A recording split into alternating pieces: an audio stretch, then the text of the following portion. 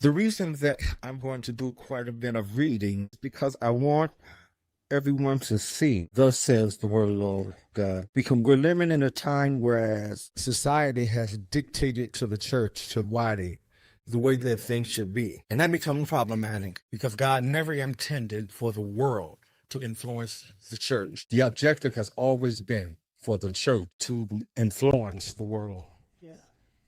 So we're going to look at Genesis chapter 8, verses 1 through 9, and then we're going to look at verses 15 through 25. And I'm reading from the English Standard Version. To the administrators, to the officer, and to those that in general make up this congregation. Genesis chapter 2, verses 1 through 9. Thus the heavens and the earth were finished, and all the host of them. And on the seventh day God finished his work that he had done. And he rested on the seventh day from all his work that he had done. So God blessed the seventh day and made it holy, because on it God rested from all his work that he had done in creation. These are the generations of the heaven and the earth when they were created, in the day that the Lord God made the earth and the heaven, when no bush of the field was yet in the land, and no small plant of the field had yet sprung up, for the Lord had not caused it to rain on the land, and there was no man to work around.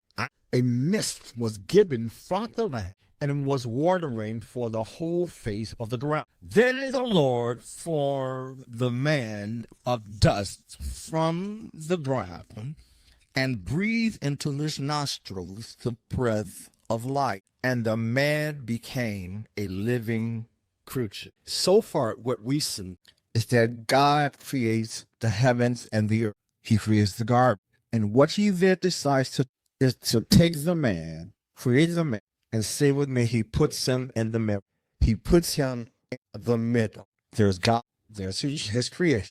And he puts the man where? In the middle. The can't read. As the Lord planted the garden in the east, and there he put the man, and he had four. And out of the ground the Lord God made to spring up every tree that was pleasant to the sight and good for the tree of life was in the midst of the garden, and the tree of the knowledge of good and evil. Verse 6. Then the Lord God took the man and put him in the garden to work it and keep it. And the Lord commanded the man, saying, Ye shall surely eat of every tree of the garden, but of the tree of the knowledge of good and evil ye shall not,